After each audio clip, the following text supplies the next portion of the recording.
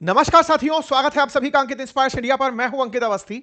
बीते शनिवार यानी कि एक दिन पहले मैंने आपको एक सेशन में जानकारी दी थी कि उस रात अमेरिका द्वारा बहुत हैवी बॉम्बिंग की जाएगी ईरान के अंदर, और उस बिगेस्ट बॉम्बिंग को उसने बिगेस्ट बॉम्बिंग एवर करार दिया था। क्या ये हुई? आज इसी की वजह से साथियों आज का ये सेशन है जिसमें हम ईरान के हालात पर आज आपके सामने जिक्र कर रहे हैं। हमने उस सेशन में आपको बताया था कि किस प्रकार से अमेरिका ने अपने हायर कॉन्फिडेंस में ये बताया था कि हम ऐसा करने जा रहे हैं। दुनिया की कोई ताकत अब उसे रोकने के लिए तो है नहीं, तो ऐसे में इनका अनाउंसमेंट मेरा वचन ही है शासन की तरह था। और ऐसा करते हुए इन्होंने पश्चिम एशिया में जिस तरह का कोहराम मचाया उसकी तस्वीरें मैं आपके सामने रखता हूं।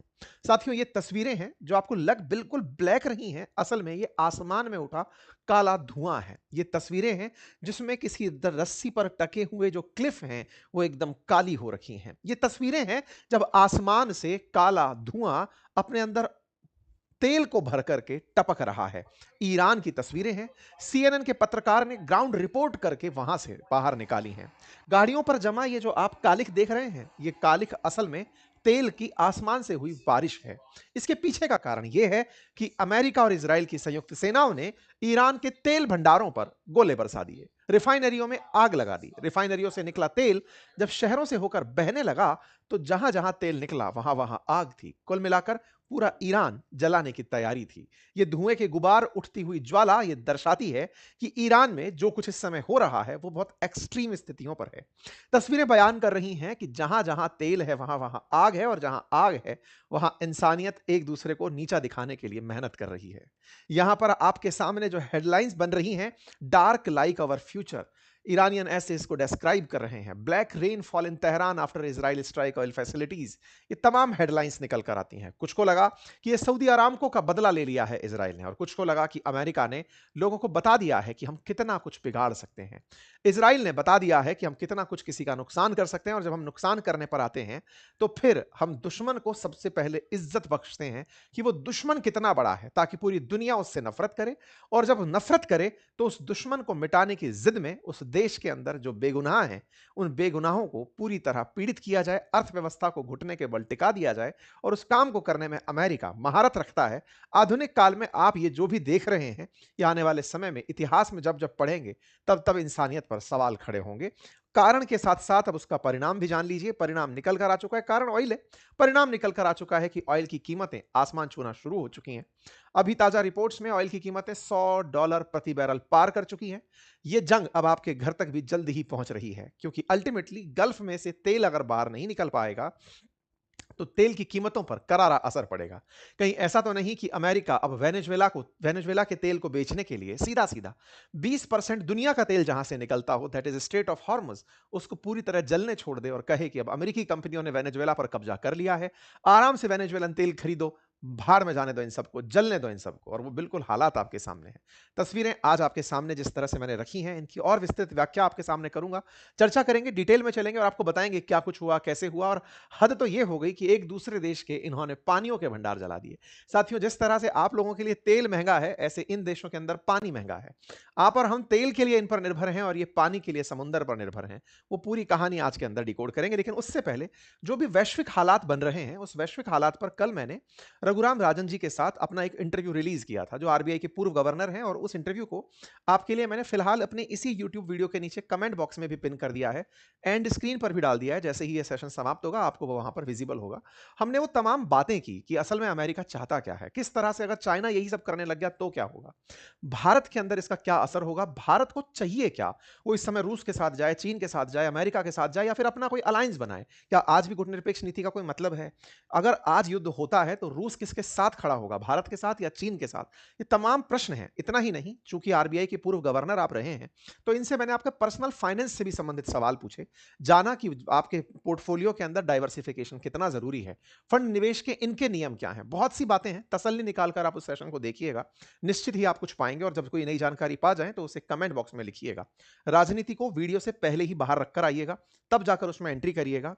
किस तरह से हैं उसके पहले ज्ञान को पकड़िएगा, फिर अपनी कमेंट्री करिएगा। चलिए शुरू करते हैं। अपडेट के साथ, अमेरिका, इजराइल और ईरान जंग का आज 10वां दिन शुरू हो चुका है। 1700 से ज्यादा लोगों की मौत हो चुकी है। लोग अपना घर छोड़ छोड़कर सुरक्षित जगहों पर शरण लेने निकल चुके हैं। लेकिन शनिवार को जब इजराइल के द्वारा ईरान के कई ऑयल डिपो में आग लगाई गई और भारी बारिश बमबारी की गई, तो उसके बाद तेल रिसाव की तस्वीरें बाहर निकल कर आई।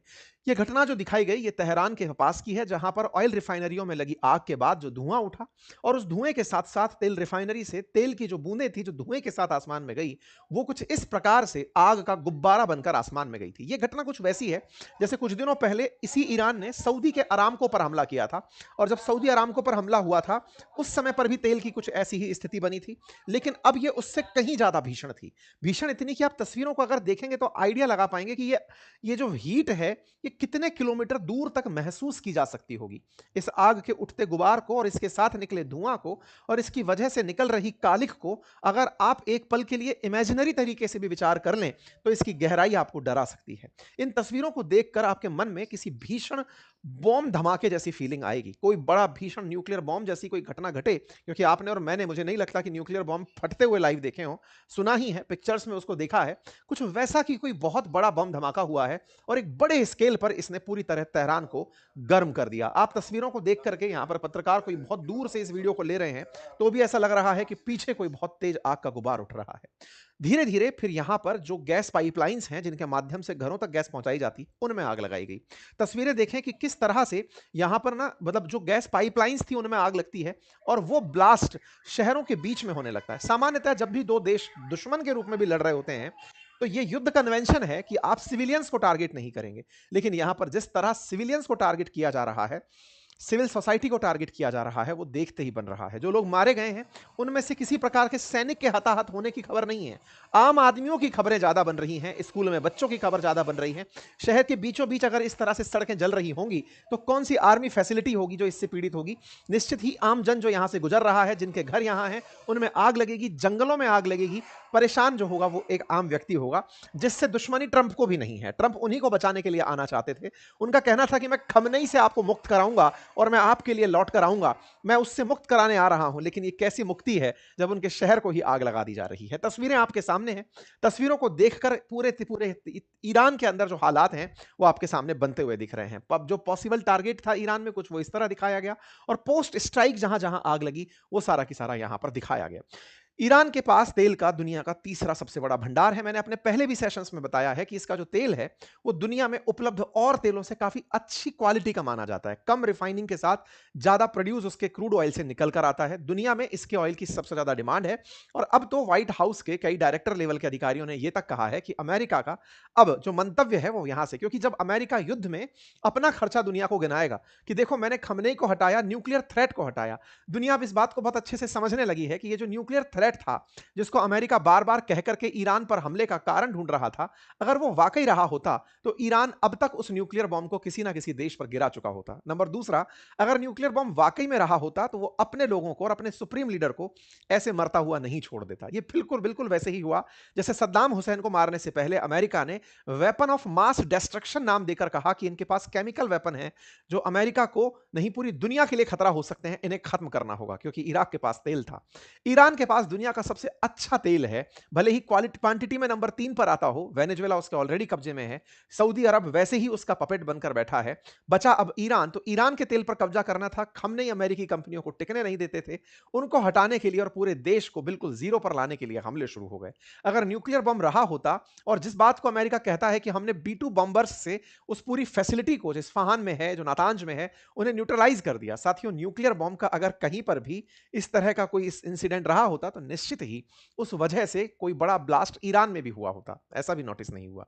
ना रेडियो एक्टिव विकिरणों की बातें निकल कर आई, अब तक बस चर्चाएं ही हैं। लोगों को उम्मीद है कि ईरान क्या अब तक इसके बारे में ब्लफ ही कर रहा था कि मेरे पास न्यूक्लियर मामला है, मेरे पास 60% जो एनरिच्ड यूरेनियम है, उसकी मात्रा 400 किलोग्राम है। तो क्या ईरान भी उस मात्रा को लेकर केवल ब्लफ कर रहा था, और वो इसलिए कि कहीं उसे हमले का निशाना ना बना लिया जाए?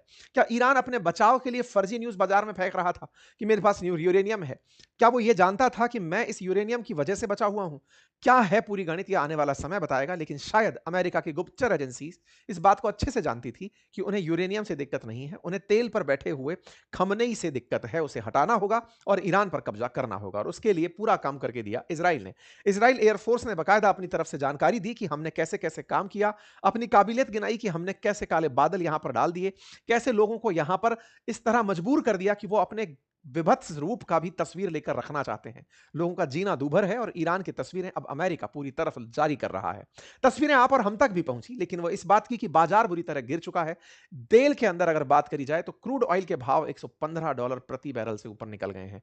जहां तेल अमेरिका रशिया यूक्रेन युद्ध के चलते भारत $60 प्रति बैरल में परचेज कर रहा था या उससे कम भाव पर प्रति परचेज कर रहा था, आज वो $120 तक पहुंच रहा है।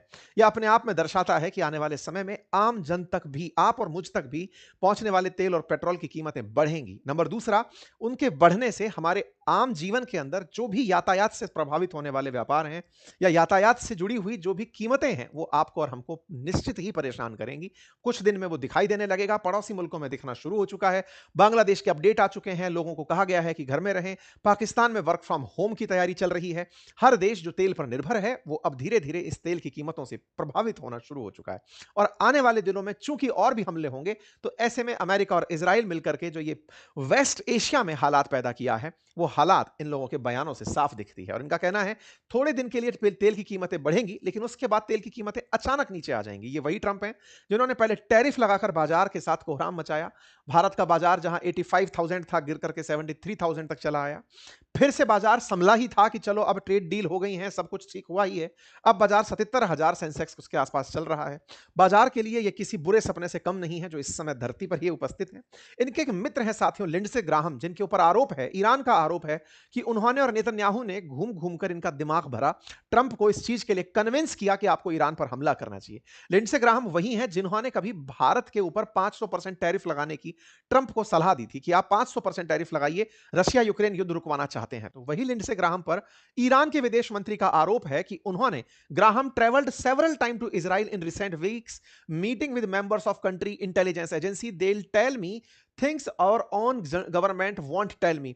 इन्होंने अपनी तरफ से, जो ईरान के विदेश मंत्री, इन्होंने कहा कि ये लिंडसे ग्राहम ही हैं जो नेतन्याहू के पास जाकर आए। इन्होंने घूम घूम कर मिडिल ईस्ट में और सब देशों में चर्चाएं की और ट्रंप को कन्विंस किया कि ईरान पर हमला करना चाहिए। बोले असल में इस व्यक्ति ने ही ट्रंप को उकसाया था। चेहरा पहचान लीजिए, ये वही व्यक्ति है जो भारत पर 500% टैरिफ लगाने की बात करता था। अमेरिका का एक सीनेटर है, ट्रंप का मित्र है। और ट्रंप के इस मित्र ने इन दिनों जो यात्राएं की हैं उन्हें आप एक बार देखिएगा। ये 10 जनवरी को ट्रंप से मुलाकात करता है और कहता है मेक ईरान ग्रेट अगेन, कि सर चलो ईरान को ग्रेट बनाते हैं। और उस यात्रा को करने के लिए लिंडसे ग्राहम निकल पड़ते हैं और निकल कर पहुंचते हैं म्यूनिक जर्मनी में। और वहां पर ईरान के सपोर्ट में, कौन से ईरान के सपोर्ट में? जो खुली सांस में जीना चाहता है, खुली सांस लेना चाहता है, जो खमनेई के विरोध में है, उनके नेतृत्व में इसने एक रैली की ताकि दुनिया में यह बताया जा सके कि ईरान की सत्ता परिवर्तन में बहुत से लोग खुले विचारों के हैं जो ईरान को बदलते हुए देखना चाहते हैं। यह रैली में पहुंचता है, दुनिया को सेंसिटाइज करता है कि चलिए जानकारी लेते हैं। 15 फरवरी को यह निकलता है और यह पूरी की पूरी अमेरिकन सोसाइटी को ट्रीट करते हुए, दुनिया को बताते हुए कि यह कितना खतरनाक हो सकता है, उसके बारे में इजराइल की यात्रा पर निकलता है। नेतन्याहू से मुलाकात करता है। नेतन्याहू से मिलने के बाद में इनके विदेश मंत्री से मुलाकात करता है और मुलाकात करके यह साफ साफ यहां बोलकर आता है कि अब महीने 2 महीने की बात नहीं है, महीने और 2 महीने की नहीं, कुछ हफ्तों की बात है जब अमेरिका ईरान पर फैसले लेगा। 16 फरवरी को इन्होंने बोला था और 28 फरवरी के दिन तो रिजल्ट ही आ गए थे कि युद्ध शुरू हो गया है। यह व्यक्ति जहां जहां घूमा, साथ में जो मैंने आपसे कहा था कि सऊदी क्राउन प्रिंस ने अपनी तरफ से इन्हें कहा अमेरिका को कि आप खमनेई के ऊपर फैसला ले लीजिए, वो यहां से प्रूव होता है। 16 फरवरी को यह मुलाकात करने के बाद 20 फरवरी को एमबीएस से मिलने के लिए सऊदी आया था और वहां पर इनसे बात किया कि आने वाले समय में आपको दिक्कत नहीं हो, इसीलिए हम कुछ करने जा रहे हैं। ये सबसे जानकारी लेकर फिर ट्रंप के पास पहुंचा था कि साहब मैं घूम आया हूं और अब आप फैसला ले लीजिए। ये बहुत करीबी ट्रंप के माने जाते हैं। इजराइल इन्हें सबसे इंफ्लुएंशियल सीनेटर मानता है। साथ ही साथ ये इजराइल के अमेरिका में सबसे बड़े फेवर के लोगों में से एक माने जाते हैं। यही कारण है कि ईरान के जो अरागची विदेश मंत्री हैं वो इन पर आरोप लगाते हैं कि नेतन्याहू और इस व्यक्ति ने मिलकर के ट्रंप को उकसाया कि वो ईरान पर हमला करे। खैर अब जो भी है, कारण पता चला, व्यक्ति पता चला, लेकिन इसके मन में पहले कुछ ना कुछ रहा होगा जिसका परिणाम आज आप लोगों को देखने के अंदर मिला है। आज ईरान में जो हालात हैं वो निश्चित ही अमेरिका की कोई ना कोई मंशा को सिद्ध करने के लिए हैं। इसीलिए इन्होंने एपिक फ्यूरी नाम से गल्फ के अंदर इस तरह का एक्शन लिया। इजराइल को निश्चित ही ईरान से एक डर था कि कल को ईरान जिस तरह से रीजनल पावर्स को मदद कर रहा है, चाहे हूती हो, हमास हो, हिजबुल्ला हो, वो एक दिन इजराइल के अस्तित्व को संकट में ले जाएंगे। इसी में इजराइल ने ईरान पर हमला कर दिया कि तुम रहोगे ही नहीं तो फिर हम पर कैसे हमला करोगे। करोगे। तो सेल्फ डिफेंस में किया गया ये एग्रेसिव अटैक था, डिफेंस में ना होकर वॉर में किया गया रूप था। कुल मिलाकर के ये सारी चीजें निकल कर आई और इन सारी चीजों में जो सबसे बड़ी चीज निकल कर आई वो ये कि अमेरिका ने और इजराइल ने मिलकर ईरान के उन ठिकानों पर भी हमले किए जहां से प्योर पानी प्राप्त होता है। पानी की क्या कहानी है, थोड़ा इसको समझ लेते हैं। असल में जितने गल्फ कंट्रीज हैं, ये जो जीसीसी प्लस ईरान के ईरान जैसे जो देश हैं, इन देशों के पास पीने का पानी नहीं है, ये डेजर्ट हैं। पीने के पानी के लिए ये मेजरली समुद्र के पानी पर निर्भर करते हैं। समुद्र का पानी खारा होता है। खारा पानी पीने लायक बनाने के लिए इन लोगों ने बड़े बड़े डिसैलिनेशन प्लांट लगाए हुए हैं, यानी कि उनसे लवण हटाया जाता है, सॉल्ट हटाया जाता है।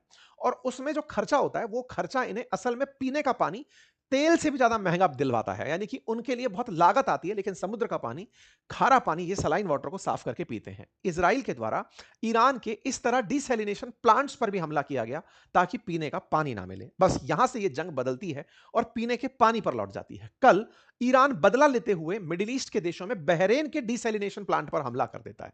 इस बात को बहरेन स्वीकारता है। अब देशों को अगर ध्यान से देखें तो यहां पर आप पश्चिम एशिया में ऊपर की तरफ, उत्तर की तरफ ईरान देखते हैं, दक्षिण की तरफ जीसीसी कंट्री में आपको ओमान दिखाई देता है, यूएई, कतर, बहरेन, ये छोटू सा देश बहरेन है।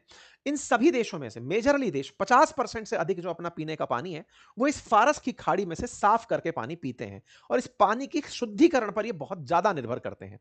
विशेषज्ञों की अगर बात मानी जाए तो ये पानी के लिए आने वाले समय में इन लोगों के लिए पानी बहुत बड़ी दिक्कत होगी और उसी को ध्यान में रखकर अब हमले हो रहे हैं। देखिए, कतर 100% पानी शुद्ध करके पीता है, समुद्र का पानी डिसैलिनेशन प्लांट लगाकर।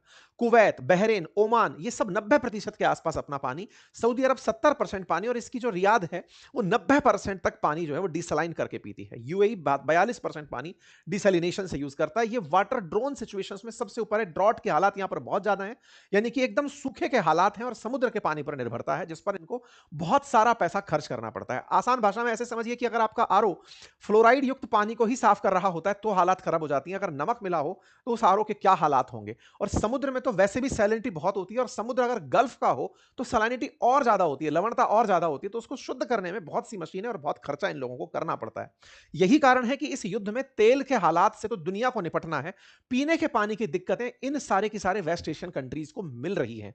आने वाले समय में ईरान के द्वारा यदि इन गल्फ काउंसिल के देशों को टारगेट किया गया तो उसे छुपाया भी नहीं जा सकता। वाटर डिसैलिनेशन प्लांट्स समुद्र के किनारे ही लगे होते हैं और उन्हें अगर निशाना बनाया गया तो ये जल संकट से जूझने लगेंगे और जल संकट से जूझना, आर्थिक क्षति से जूझना ईरान यानी पूरी तरह से इस पश्चिम एशिया के अंदर जो हालात हैं ये बहुत ज्यादा बिगाड़ देगा। कुल मिलाकर के इन सब ने एक ऐसी स्थिति तय कर दी है जो पूरी तरह से लोगों को अशांत करने वाली है, पूरी दुनिया को प्रभावित करने वाली है। ये रीजनल वॉर धीरे धीरे ग्लोबल वॉर की तरह असर डालना शुरू कर रहा है। इसी प्रकार से इसी क्रोनोलॉजी में अभी ईरान ने अपने एक सुप्रीम लीडर का अनाउंसमेंट कर दिया है जिनका नाम है मोजतबा खमेनेई। शुरुआत में भी मैंने आपको यह जानकारी दी थी, आज से 3-4 दिन पहले ही मैंने कहा था कि इनके जो अयतुल्ला खमेनेई हैं, इनके बेटे को ही सुप्रीम लीडर बनाया गया है, ये मैंने आपको बताया था। लेकिन तब अनाउंसमेंट डिले कर दिया गया था। अब फाइनल इसका अनाउंसमेंट निकल कर आया है। मीडिया रिपोर्ट्स में आ गया है कि इनको अब सुप्रीम लीडर बनाया गया है। अमेरिका और इजराइल पहले ही कह चुके हैं कि जो भी सुप्रीम लीडर बनेंगे अगर वो हमारी पसंद के नहीं है तो हम उन्हें खत्म कर देंगे। अब देखना होगा कि अमेरिका इन्हें किस समय निशाना बनाने की प्लानिंग करता है और दुनिया अल्टीमेटली जो इतने दिनों से चुप है वो किस तरह का रुख लेती है। क्या चुप्पी रहना ये समझा रहा है कि सब लोग अमेरिका के साथ ईरान के खिलाफ हो रखे हैं, या फिर ईरान के पक्ष में भी या ईरान के अंदर जो लोग जो निर्दोष हैं अगर उनके ऊपर हमले हो रहे हैं तो उनके लिए भी कभी कोई बोलने आएगा, या फिर ईरान अगला गाजा बना दिया जाएगा। ये आने वाला समय बताएगा। आप लोग इसे कैसे देखते हैं जरूर कमेंट बॉक्स में बताइएगा। जानकारी समझ में आई हो, आपकी राय आपको रखनी हो तो कमेंट बॉक्स में हम रखते चलिएगा। साथियों, जब भी हम किसी कवरेज को या किसी रिपोर्ट को आपके सामने लेकर आते हैं तो उस समय से लेकर अगले समय तक की चीजों को एक साथ संकलित करके लाने का प्रयास करते हैं। लेकिन आपको कभी ऐसा लगता है कि इस घटना में यह तथ्य और होना चाहिए था या फिर इस तरह से आप इसमें और एंगल्स शेयर करते चले जाइए, तो आप हमें कमेंट बॉक्स में अवश्य बताइए। फिलहाल के लिए इतना ही। बाकी मैंने आपके लिए जो रघुराम राजन जी से मेरा इंटरव्यू है वो कमेंट बॉक्स में पिन किया है। फुर्सत मिले तो आप उसे अवश्य देखें और अपनी राय रखें। धन्यवाद।